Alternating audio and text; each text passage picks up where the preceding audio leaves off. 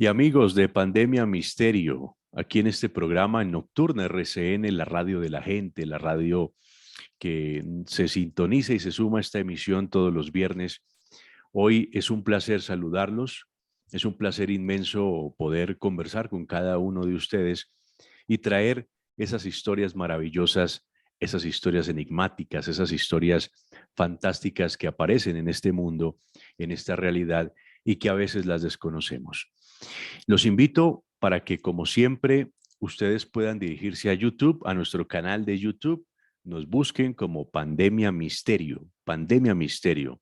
Ahí ustedes pueden suscribirse, pueden ver todos los demás episodios que hemos emitido y por supuesto este que estamos presentando esta noche, que es un programón, es un invitado de lujo y para mí es un placer que él esté con nosotros esta noche. Pero también búsquenos en el podcast de iVoox como Sentido Radiofónico. Tenemos un Instagram también como Pandemia Misterio Raya al Piso y mi cuenta de Twitter @da Reyes Prieto. Tenemos suficientes canales para comunicarnos, para que ustedes opinen, nos envíen opiniones, sugerencias y también, ¿por qué no? Muchos de los programas que emitimos aquí en Pandemia Misterio, en esta sección, es porque ustedes lo han pedido. Cada uno de ustedes lo han pedido. Así que es un placer estar con cada uno de ustedes en esta noche. Vamos a hablar hoy sobre un tema también que nos han pedido mucho y que algunas personas nos han escrito queriendo hablar sobre el tema que ha tenido cierta fama en los últimos años y es la historia de los vikingos. Recientemente, hablo de unos meses, científicos holandeses dijeron o aseguraron haber encontrado en las costas de Canadá evidencias científicas de que hay vikingos, de que los vikingos habrían llegado a América unos 500 años antes de la llegada de Colón a América. Y este tema lo hemos tratado aquí, si Colón fue el primero o no. Los que llegaron primero a América fueron de pronto los chinos, fueron de pronto los vikingos, pero lo cierto es que los vikingos hayan llegado o no hayan llegado, son un pueblo maravilloso, es una cultura que hay que estudiarla, hay que conocerla para entender un poco muchas cosas de por qué hay civilizaciones hoy en el norte de Europa que descienden de esta cultura y que evidentemente pues tienen características muy interesantes para analizar. Nuestro invitado es don Manuel Velasco, es un investigador avesado, un investigador de muchos años estudiando los vikingos, varias obras sobre el tema. La que más me ha encantado es Breve Historia de los Vikingos, una obra maravillosa para los que quieran meterle el diente y conocer la historia de los vikingos. Don Manuel Velasco está con nosotros esta noche. Don Manuel, es un placer saludarlo desde España, aquí para Colombia y para América a través de esta sección Pandemia Misterio en el programa Nocturna RCN. Buenas noches y gracias por acompañarnos. Buenas noches y las gracias a ti por invitarme. Y encantado de poder saludar a mis amigos del otro lado del Atlántico. Tengo bastantes seguidores en Colombia, es uno de los países que más visitan mi blog. Y pues bueno, esto de poder hablar así a través de las redes y que se pueda grabar y que quede constancia, pues es un invento maravilloso y encantado de estar aquí en tu programa. Don Manuel, usted por muchos años ha investigado los vikingos, ha investigado este pueblo que muchos han catalogado de bárbaro, de salvaje, de guerrero y que tiene muchas connotaciones. Lo cierto es que sí eran, eh, cuando iban a sus conquistas eran relativamente violentos o muy, eran prácticamente llegaban a arrasar esos lugares donde llegaban. Sabemos que para los pueblos ingleses fueron un terror. También sabemos que llegaron hasta las costas del Mediterráneo. ¿Por dónde podríamos empezar a hablar de los vikingos, de este pueblo que se desconocen muchas cosas? Son famosos ahora por una serie también maravillosa, Vikings o Vikingos, que se popularizó, de la cual yo soy fanático, pero, pero podemos decir que se desconocen muchas cosas de los vikingos y no todo. Bueno, podemos empezar situando en el tiempo y en el espacio a este pueblo. Entonces, vamos a imaginar el mapa del norte de Europa, lo que hoy llamamos Escandinavia. Tenemos abajo la península y las islas de Dinamarca, y sobre ella pues está Noruega y Suecia. Pues de estos tres países surgió un pueblo que era una mezcla de gente que ya había allí desde la edad del bronce, algunos pueblos que dejaron pues marcas en las piedras, sobre todo en la región de Alta, hay unos petroglifos maravillosos, y una emigración de pueblos germánicos. Entonces, de esta fusión de pueblos surgieron pues lo que nosotros llamamos vikingos, que es un nombre pues posiblemente muy incorrecto. Ellos consideraban vikingo aquel que salía en una expedición de saqueo, exclusivamente. Sí. Pero nosotros desde el siglo XVIII se le ha dado el nombre genérico de vikingos a todos los nórdicos antiguos, lo cual está mal. Bueno, pues partiendo de estos tres países, los noruegos y los daneses empezaron a moverse hacia el oeste con sus barcos. Fue una de las mejores... a ver, se me ha ido la pantalla. No, Manuel, vamos a poner un par de Ay, imágenes perdona, para... perdona, sí, sí, perdona, perdona. No se Vale, preocupe. pues retomo el tema. Partiendo de Dinamarca, Noruega, a ver, empieza de nuevo, corta. Sí, señor. Sí, los daneses y los noruegos empezaron a hacer viajes hacia el oeste, aprovechando los buenos barcos que construyeron los vikingos. Entonces era la gran tecnología, o sea, los barcos de guerra podían navegar hasta en 1 metro de agua. Podían hacer los viajes, al principio los viajes eran de costeros, pero ya al mejorar los barcos pudieron atravesar el Atlántico Norte. Entonces, tanto noruegos como daneses llegaron a Inglaterra, primero las islas más cercanas, como las Feroe, las Shetland, las Orcadas, el norte el norte de Escocia, y de ahí ya se fueron bajando hacia Inglaterra también y hacia Irlanda. Inglaterra prácticamente fue conquistada, excepto muy pocos reinos, y de hecho llegó a haber reyes vikingos en el trono de Londres. Irlanda, pues ahí hubo una especie de amor-odio. Primero, había como 200 pequeños reinos cuando ellos llegaron allí, que su afición principal era pelearse entre ellos, unos contra otros. Entonces, la llegada de vikingos supuso el encontrar posibles aliados contra los enemigos de los propios irlandeses. Y entonces los vikingos supieron jugar muy bien en sus cartas, aliándose con unos, peleándose con otros, hasta que se hicieron pues con casi todas las tierras a las que podían llegar por barco entre las costas y los ríos. Sí. Por otro lado, tenemos a los suecos. Estos, ya antes de lo que consideramos el comienzo de la era vikinga, que es el 796, empezaron ya sus viajes. Allí había una cultura que se llamaba Vendel, previa a la vikinga, de la cual no tenemos nada escrito, igual que en los vikingos hay runas, hay textos únicos. De los Vendel no tenemos nada más que restos de unas tumbas riquísimas, y que eran muy aficionados a los caballos y que los querían mucho porque se han encontrado muchísimos adornos en las tumbas para los caballos. Entonces, estos suecos se adentraron por el mar Báltico y llegaron hasta los límites de lo que hoy llamamos Rusia. Se adentraron por los ríos, llegando hasta el lago Ladoga, y allí empezaron a comerciar con los pueblos bálticos o baltos, los fineses o finlandeses, y sobre todo con los eslavos, que era la mayoría de habitantes que había en esa región. Y a partir de allí, pues se formó un pequeño reino, que fue primero el de Novgorod, y que con el tiempo, que podemos hablar más adelante, llegó a ser el germen de lo que hoy llamamos Rusia, el Kievan Rus. Correcto, qué interesante. Don Manuel, podemos decir, para ir precisando algunos términos, de que los vikingos más que un pueblo, bueno, pues eran un pueblo que compartían evidentemente una cultura, tenían un territorio, pero el término vikingo va más en relación a un estilo de vida, que Eso era, es.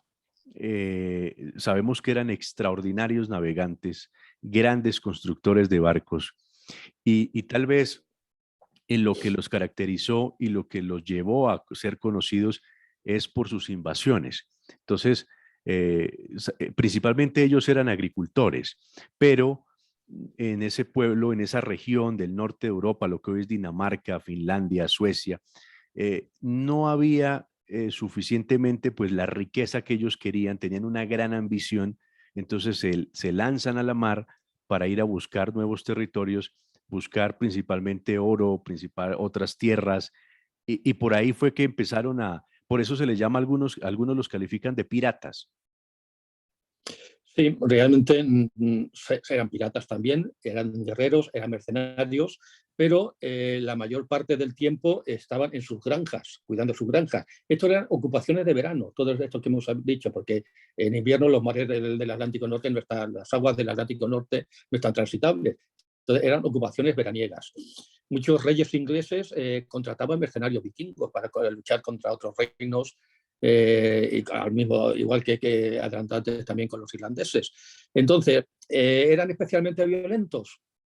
Estamos hablando de la época medieval, siglos 8, 9, 10. Es una Europa muy violenta, totalmente violenta. Aquí en España era la continua guerra de moros contra cristianos, que también era una ocupación veraniega. Pero llegaba el invierno, los moros se retiraban a Andalucía, al Andalus, como se decía, entonces, ¿y qué hacían los cristianos? Pues pelearse entre ellos.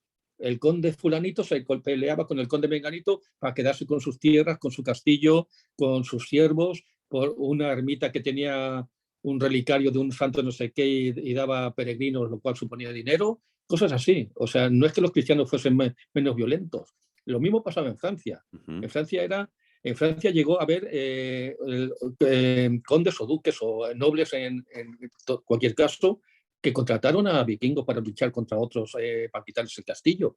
O sea, era lo que se dice Juego de Tronos. La expresión de Juego de Tronos es perfectamente lo que ocurría en aquella Europa. Entonces los vikingos supieron aprovechar muy bien esas oportunidades. ¿Qué hacían en sus tierras cuando no peleaban? Pues mira, sobre todo cuidaban su tierra, su ganado. La agricultura no podía ser muy variada por el clima, ni muy grande, pero también podían cazar, tenían bosques, pues cavan en los ríos, en los fiordos. Eran grandes artesanos y por eso una de las otras ocupaciones de verano era salir a mercadear. Había barcos de guerra, que eran los mal llamados drakkar, que es un nombre incorrecto, el nombre era landskip, o sea, barco largo, y después estaban los nar, que eran los barcos mercantes. Entonces, en los barcos mercantes pues llevaban pues pieles, pues, obviamente eran cazadores porque tenían los bosques allí al lado de la granja prácticamente. Podían llevar cualquier tipo de artesanía que ellos hiciesen. Tenían muebles desmontables, fíjate, los muebles de Ikea tan famosos, pues ya existían entonces, o sea, no, los de Ikea no han inventado tanto. Eran grandes poetas, cualquiera podía memorizar miles de versos. Había gente especializada que eran los skald o escaldos, pero cualquier persona era capaz de memorizar tanto sagas, que eran las historias, digamos que se puede decir que las sagas eran las primeras novelas medievales, las primeras novelas europeas.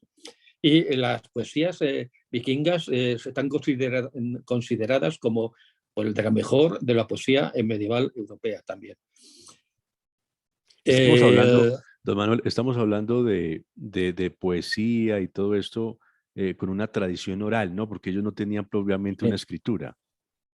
Eso es, tenían la escritura rúnica, pero eso se reflejaba más que nada en las piedras que conmemoraban a gente que había muerto, sobre todo en tierras lejanas. Y era yo tengo cierta idea de que eso era como para el espíritu, que el muerto estaba, por ejemplo, en el Kievan Rus. Un sueco muere en el Kievan Rus.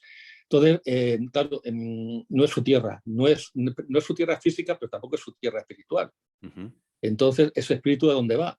Entonces, yo tengo la idea de que esas piedras rúnicas serían como para reorientar a ese espíritu para que regresase y entonces, bueno, pues siguiese su camino por la vía vikinga, no o de otras religiones que no tenían que ver nada con él.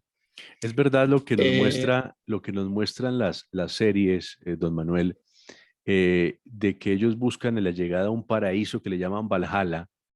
Esos dioses, Odín, y otros tantos que ellos pues adoran. Todo esto que nos han presentado es verdad. Sí, el Valhalla era el paraíso de los guerreros, aquellos que morían En la lucha. valerosamente en la batalla. No era para todos, era solo para los que morían en la batalla. Ni siquiera si un guerrero podía pasarse toda su vida guerreando, pero si no moría en batalla, pues no iba a Valhalla. O sea, era. A veces a mí me han preguntado, pero ¿no ocurre lo mismo, por ejemplo, con los actuales árabes que se ponen la bomba y tal, porque van a ir al paraíso? Digo, hombre, estos no eran suicidas, los vikingos no eran suicidas, o sea, iban a la guerra a darlo todo, al combate, o sea, iban a ganar, pero sabían que si perdían, si el enemigo era más fuerte o más hábil o tenía mejor suerte ese día, pues su dios Odín los iba a recompensar de alguna manera, su valor y su entrega y su entereza.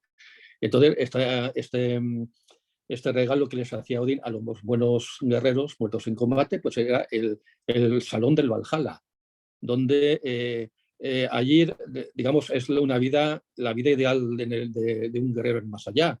De día, pues estaban peleándose, o sea, siguiendo entrenándose para una posible guerra, que luego hay una guerra espiritual en el fin de los tiempos, en el Ragnarok.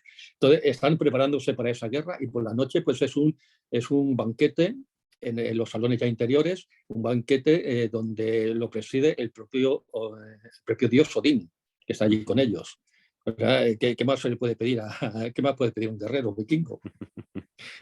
Don Manuel, una curiosidad que siempre me ha generado este tema de los vikingos, ¿por qué ellos se volvieron, si se vale el término, arquitectos de barcos o constructores de barcos tan especiales que eran muy adelantados en la época?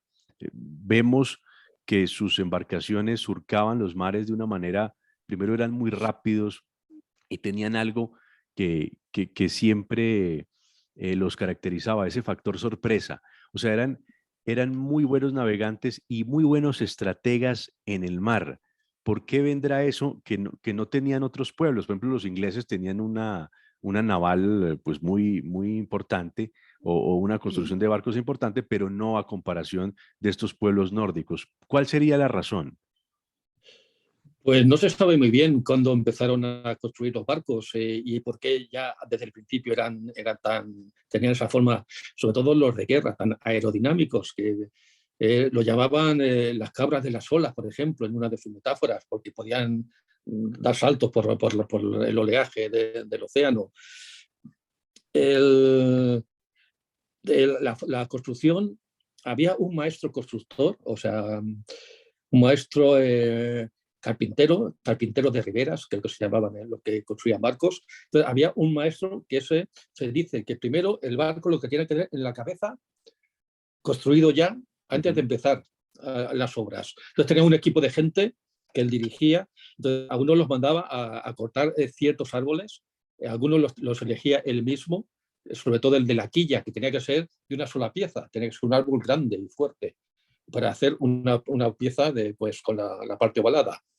Entonces, luego, mientras tanto, pues había otros artesanos que preparaban con las cuerdas, las velas, la brea para calafatear. Cuando los troncos estaban ya cortados, pues se llevaban al lugar a la costa, y allí se cortaban siempre sin sierra. Nunca usaban las sierras que existían, pero eso, por lo visto, debilitaba la madera y hacía que no fueran tan fuertes a la hora de todo el trabajo que tienen que hacer a lo largo de muchos años. Entonces, los barcos de guerra pues había de varios tamaños según el número de gente que podía llevar. Pues, y se sabe que hubo un barco que era el más grande construido en todos los tiempos, el Ormen Langi, la larga serpiente, Ujú. construido por mandado construir por el rey Olaf Tryggvason de Noruega.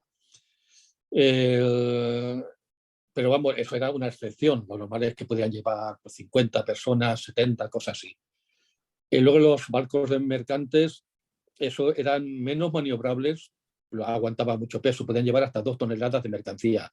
Entonces, estos tenían una zona hundida en el centro, a modo de bodega, ahí se ponían pues toneles, cajas, fardos, sujetos lo mejor posible, animales también, porque pues, también comerciamos con animales. Y esto también eran los barcos que utilizaban en los viajes de colonización, porque justamente en esa parte pues llevaban pues, los muebles desmontables, por ejemplo, llevaban los animales, los primeros animales seguramente hacían como, en el sentido de llevarse una pareja de cada especie, para luego en la nueva granja de la nueva tierra pues empezar a reproducirse, y podían llevar pues los primeros sacos de grano para los primeros cultivos y no sé, cosas así, aparte las armas y la ropa y todo lo que necesitase. En fin, eran muy buenos navegantes. El problema que tenían allí en el Atlántico Norte es muchos días nublados. Entonces, por eso desarrollaron algo que se ve en la serie de Vikings, que es la piedra solar. Era una Correcto. calcita. Primero era una piedra, era tipo calcita, que esa, al mirar por las nubes, hacia las nubes, se quedaba una mancha de luz en el punto donde estaba el sol. Claro. Entonces, sabiendo que estaba el sol, ya podían dirigirse, más o menos. O sea, aquí no había precisión, obviamente. Luego, cuando llegaron a Islandia, allí descubrieron otra piedra que era mejor, aún mejor para este tipo de cosas. Después también los pilotos eran gente muy, muy especializada. Era algo que se enseñaba de padres a hijos. Se aprendían de memoria las costas para saber exactamente, como hacían mucho viaje costero, pues sabían exactamente en qué punto estaban en cada momento. También cuando hacían los viajes por el Atlántico, se sabe que llevaban jaulas con cuervos.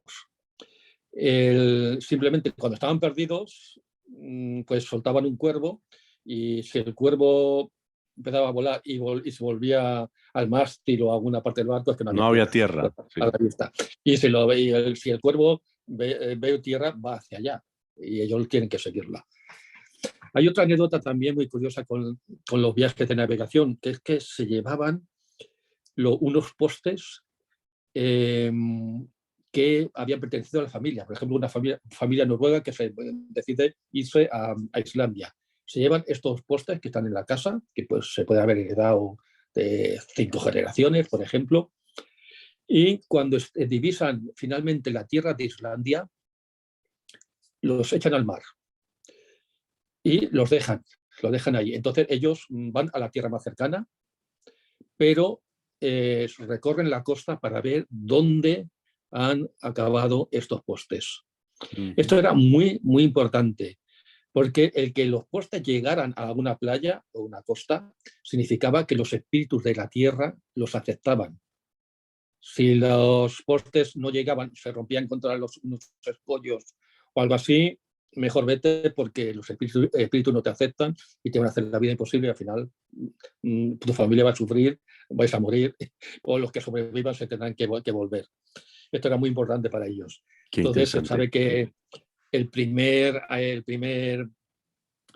colono conocido, que era Ingulfur Arnarsson, iba con su hermano, y entonces echaron estos postes, y ellos acabaron, sus barcos llegaron a la costa este de la isla, en una zona con arena volcánica, toda una playa negra, totalmente negra. Pero los postes acabaron muy, muy lejos de allí. Entonces hicieron salidas de ese campamento inicial que formaron, hasta que lo encontraron en un lugar que posiblemente era el que nadie hubiera elegido para montar un poblado, porque salían muchos vaos muchas de las aguas termales que hay por muchos lugares de Islandia. Entonces, pues era todo como pues, vaos o humos, algo Ujú. así, pero allí estaban los postes. Entonces se trasladaron allí, y a ese lugar lo llamaron Bahía Humeante, que lo que significa Reykjavik, la capital de Islandia. Increíble. Entonces, allí en Islandia, en Reykjavik, hay ahora hay un museo que es, en la última vez que fui ya estaba abierto. Yo he hecho 3 viajes a Islandia, entonces he visto alguna evolución de los descubrimientos vikingos, que había estado un poquito descuidado por algunos gobiernos. Entonces, en el último viaje ya tenían un museo en la parte inferior de un hotel, en los cimientos de un hotel, que allí descubrieron lo que consideran que fue el primer asentamiento. Ujú. Allí, como no podían construir con árboles, como hacían en Noruega, porque no, en Islandia no había bosque, y si los hubo, pues acabaron muy pronto con ellos, pues tenía que construir con piedra, claro está, y esa piedra pues ha perdurado en los cimientos, igual que no se conocen muchas granjas, incluso de Noruega, porque la madera desapareció o se quemó o con el tiempo acabó con ella, pues en Islandia sí se han encontrado bastantes cimientos de casas de piedra. Qué interesante. Síganos en YouTube como Pandemia Misterio. Búsquenos para que siga esta interesantísima conversación. En iBooks, búsquenos también como Sentido Radiofónico.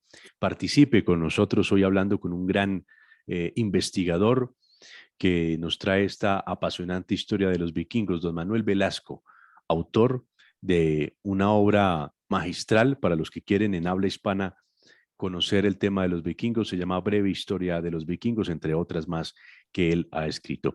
Don Manuel, también hay muchos mitos en torno a los vikingos.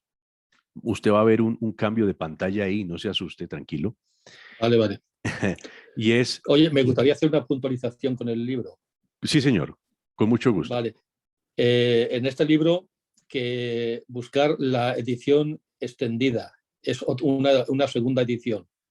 Es como el Entiendo. doble de la primera, que se llama así, Breve Historia de los Vikingos, edición extendida.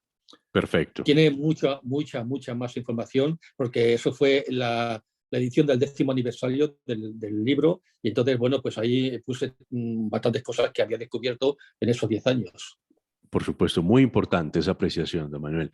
Bueno, hay unos mitos que se han formado en torno y que se hacen más por el tema del cine y del marketing, y es como un poco como su vestimenta y el famoso casco. Esto del casco que estoy mostrando con cuernos, eso es un mito. Eso nunca existió así, ¿no? No, don Manuel, ese Eh, casco guerrero nunca se vio así, eso no existió.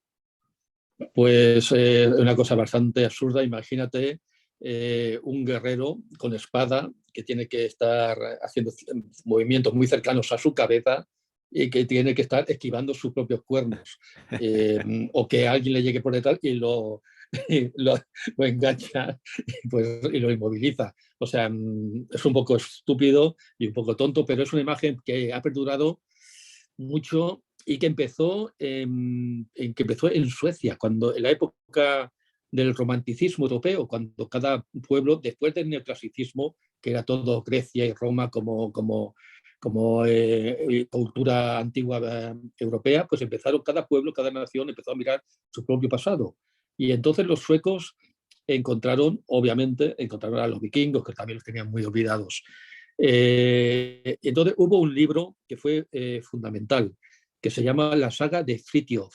Entonces era la historia, pues de un vikingo, escrito en verso por Isaías Tegner, y este libro tuvo muchísimo éxito, no solo en Suecia, sino que se tradujo al alemán, se tradujo al inglés, se pasó a América, donde ya había una importante migración escandinava.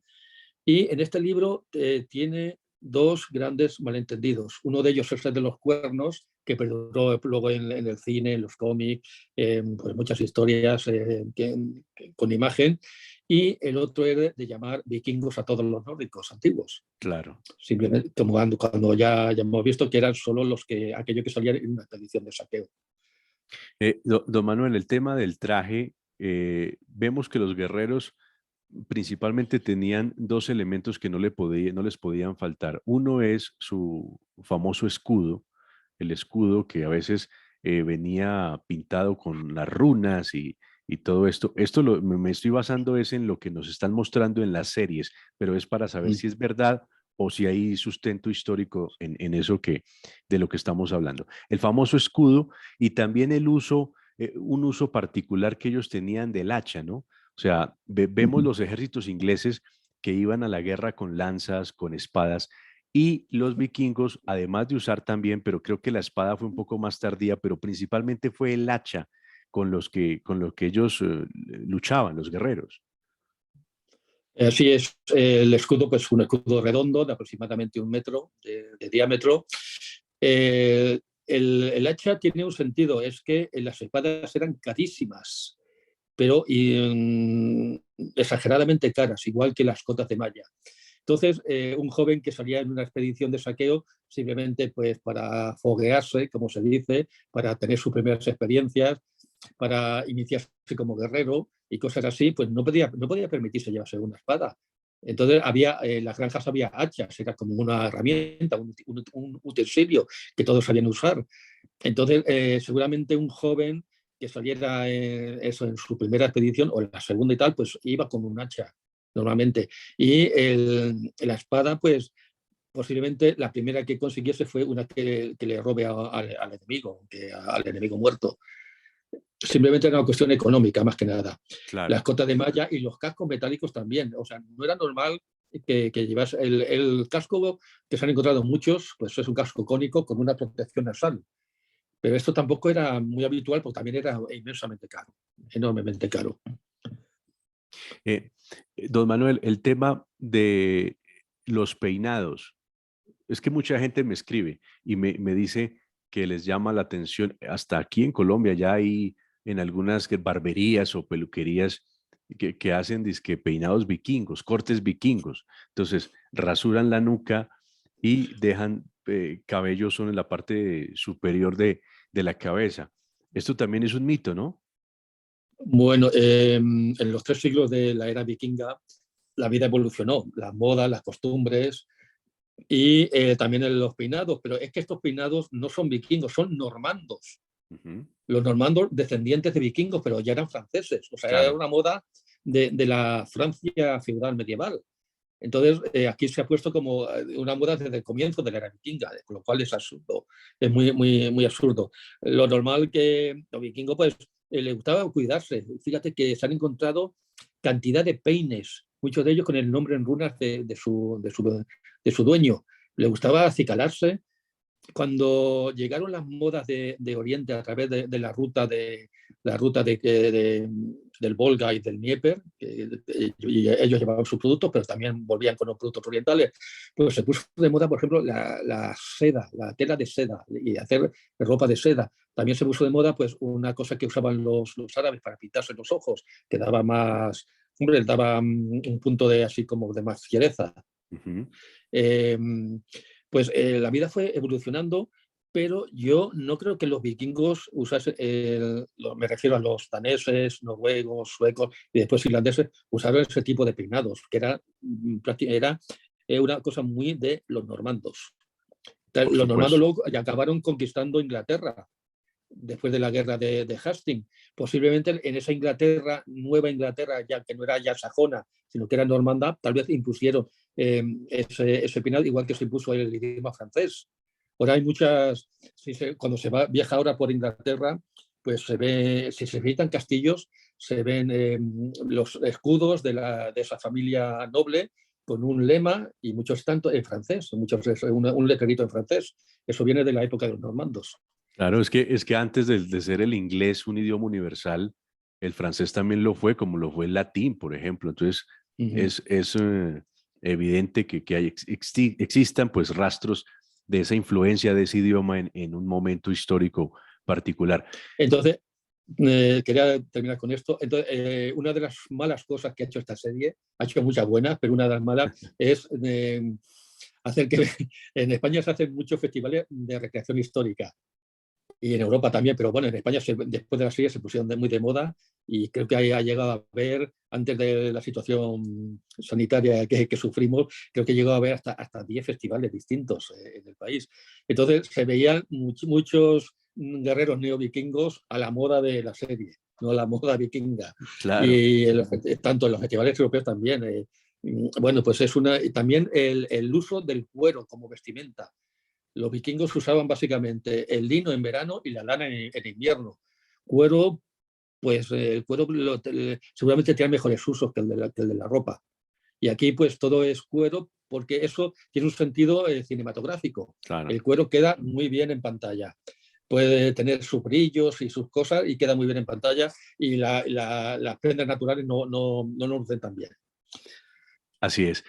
Bueno, don Manuel, un poco sobre eh, los vikingos como, con sus relaciones interpersonales. eran tan liberales sexualmente, las mujeres tenían muchos derechos, ¿no? Que también se diferencia al resto del mundo conocido en ese entonces. Sí, o sea, imagínate, estamos hablando del siglo 8, 9, 10. Entonces, las mujeres podían solicitar el divorcio. Eso sí, tanto los chicos como las chicas tenían que aceptar la imposición de los padres. Eran los que acordaban una boda.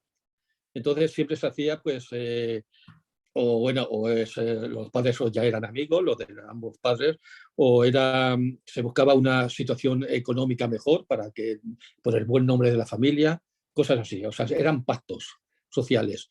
O sea, el amor, es una cosa que decía, el amor ya llegará. O sea, no era importante que los jóvenes estuviesen enamorados para casarse. Era un contrato de familiar y punto. Entonces, eso sí, luego la mujer podía divorciarse. Había un montón de posibilidades, o sea, de motivos para divorciarse.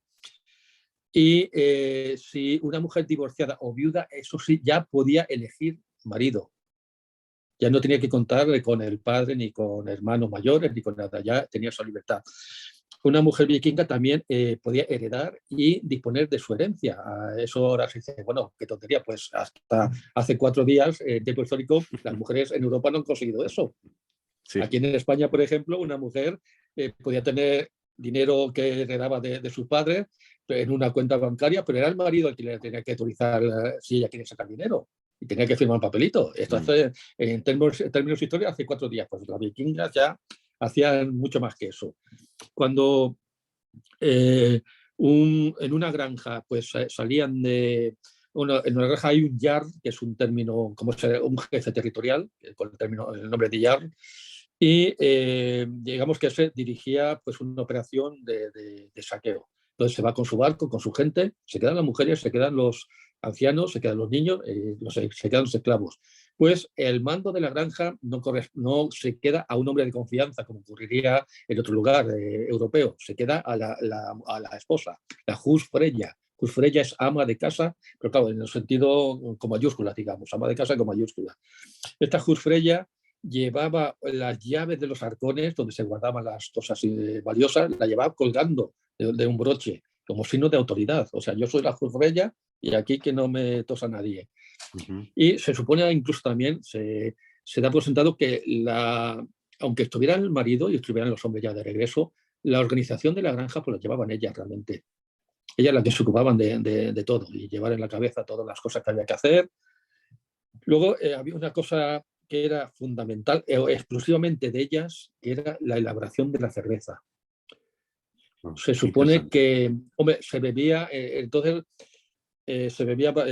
no había muchas posibilidades de muchas variedades. No había vino, el vino era pues más del sur de Europa. Por cierto, cuando lo probaban les encantaba. Y tenían cerveza o tenían hidromiel. Hidromiel era pues un licor, ahora se ha puesto muy de moda también en Europa y en España la hidromiel. Era un licor fuerte a base de miel fermentada y esto se usaba más que en las celebraciones. La bebida habitual era una cerveza bastante ligera, eso sí, y su elaboración recaía en las manos de las mujeres. Las mujeres también se ocupaban de sus telares. Los telares, todas las mujeres tenían su telar en la casa y ahí pues hacían las prendas de ropa para toda la familia. Luego pues ¿Había mujeres eh, guerreras? había la posibilidad de ser mujeres guerreras, no como la serie nos pone, pues ejércitos enteros y sobre todo una mujer embarazada que se va a la guerra, por favor, ¿qué cabeza cabe eso?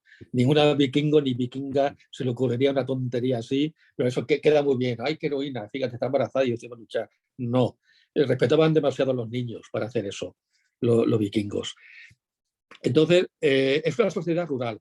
Estamos hablando de granjas. Entonces, una mujer tiene que cuidar la granja, tiene que cuidar la casa, tiene que hacer la comida, tiene que cuidar de los hijos. Entonces, no es lo normal no es que aparte de eso, use las armas. Ya tiene bastante con eso, vamos, con todas sus ocupaciones.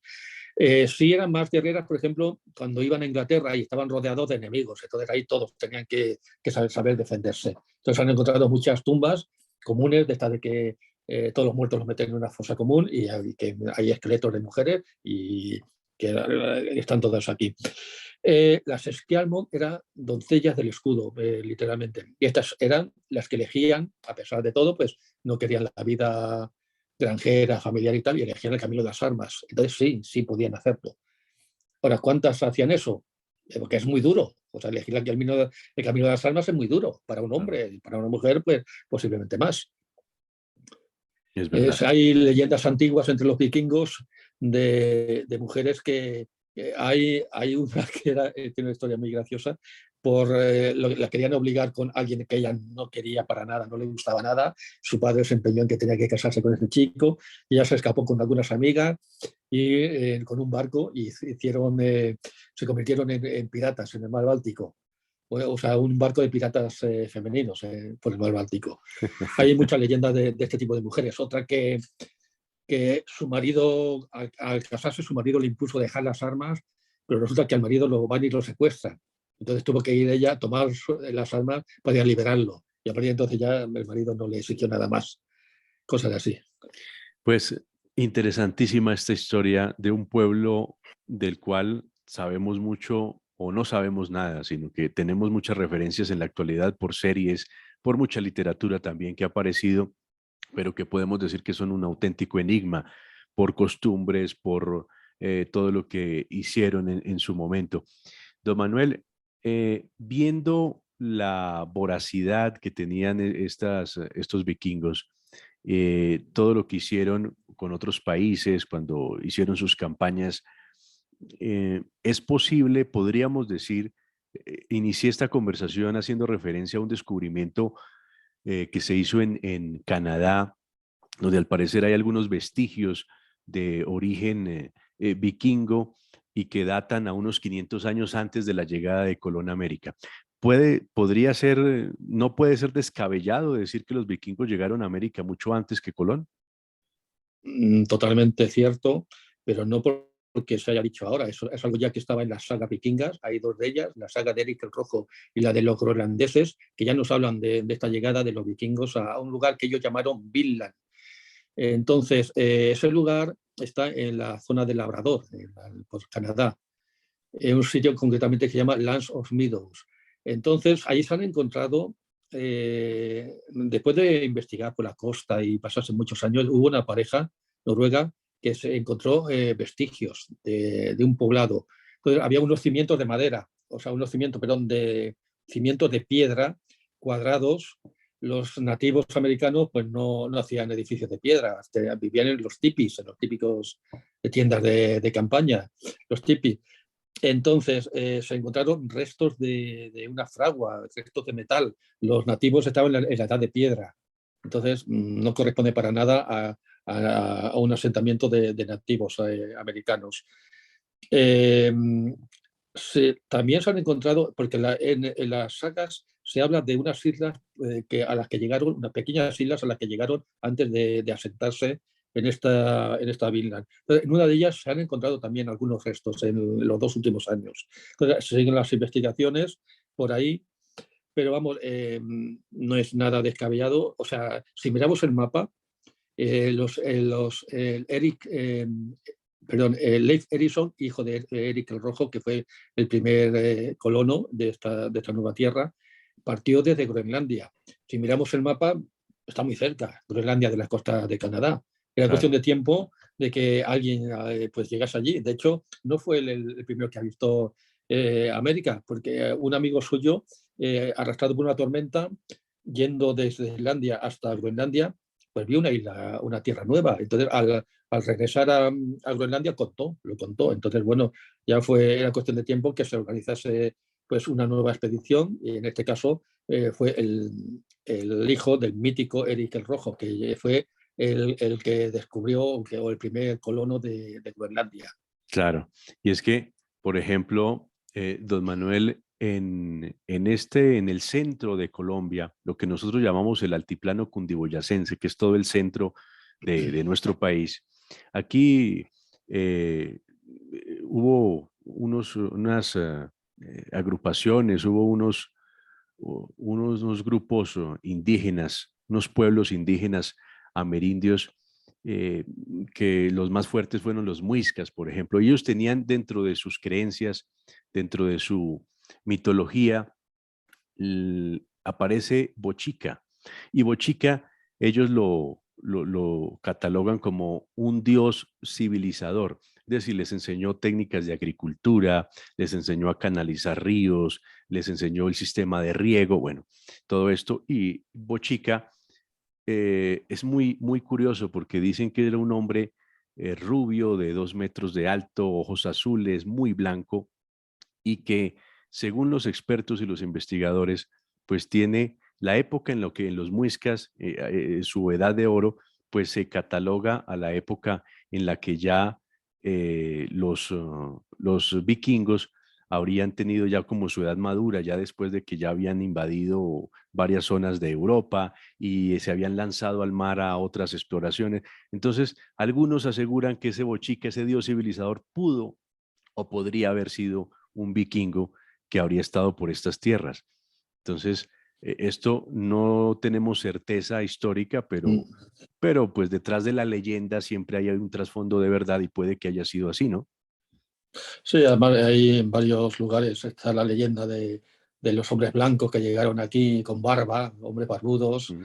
y altos y blancos y que enseñaron y que algún día volverían. Entonces, bueno, pues es una mitología bastante común en muchos lugares de América.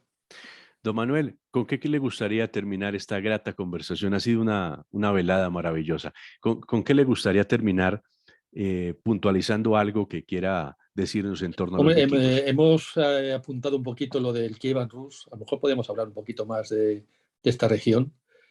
Bueno, pues El esto origen de Rusia. empezaron, Mm. sí, el comienzo de Rusia. Bueno, pues hemos visto que los primeros fueron los suecos, después ya acabaron llegando también los noruegos, pero vamos, la mayoría siempre fueron suecos, los que llegaban al lago Ladoga, y después de allí acabaron en dos rutas fluviales importantísimas y largas. Una era la del Volga y otra la del Dnieper. A través del Dnieper llevaban al Mar Negro y de ahí a Constantinopla, capital del Imperio Bizantino.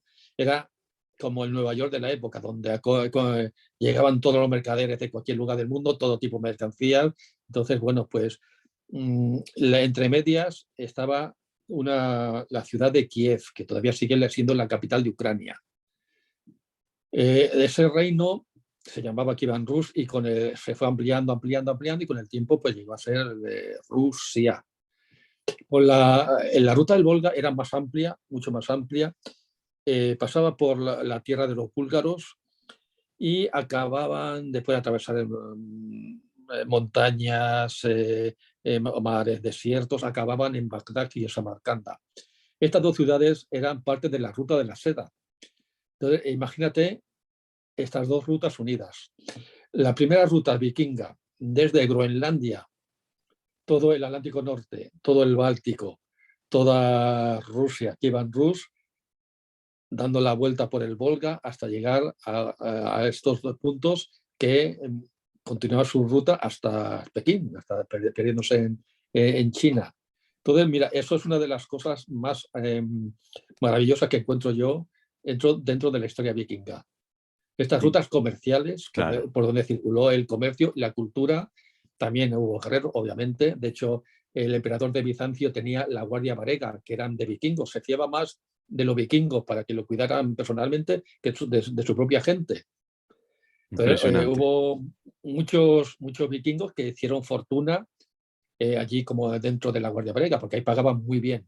Pues, pasaban algunos años, eso sí, les exigían mucho, tuvieron que hacer muchas guerras para el emperador de Bizancio, pero estaban muy bien considerados y llegó a haber hasta el último rey, al que se considera el último rey vikingo, que fue el Harald III, el Harald Hardrada, fue el último rey noruego, el que perdió en Stamford Bridge, en Inglaterra. Ujú. Esa batalla fue la última, en 1066. Se considera que con esta batalla se da por terminada la era vikinga. Pues tuvo que huir de Noruega por guerras y por historia, hizo fama y fortuna, y cuando regresó, pues ya pudo recuperar el trono que le correspondía por herencia. Bueno, maravilloso. Qué historia tan apasionante. Eh, Pandemia Misterio en YouTube, en iVoox Sentido Radiofónico y búsquenos en Instagram, Pandemia Misterio _bajo. Don Manuel Velasco, para mí ha sido un privilegio, ha sido un placer poderlo saludar aquí desde Colombia y espero que no sea la última. Yo sé que usted ya está jubilado, está pensando en otras cosas, pero si usted nos lo permite, podemos en otra oportunidad volver a hablar de este tema que nos apasiona, los vikingos. Sí, podemos tratar algún tema ya más concreto y profundizar más en él. Le, Vale, pues muy bien, Diego, muchísimas gracias y un saludo para los amigos de Colombia. Estuve allí en Cartagena de Indias hace algunos años y me encantó, me pareció una gente maravillosa. me alegra y siempre bienvenido. Le mando un abrazo y muchas gracias. A ti.